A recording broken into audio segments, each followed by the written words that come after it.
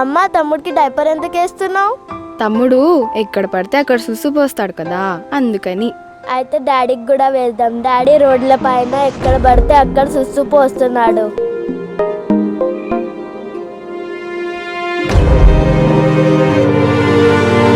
తల దించుకోకండి.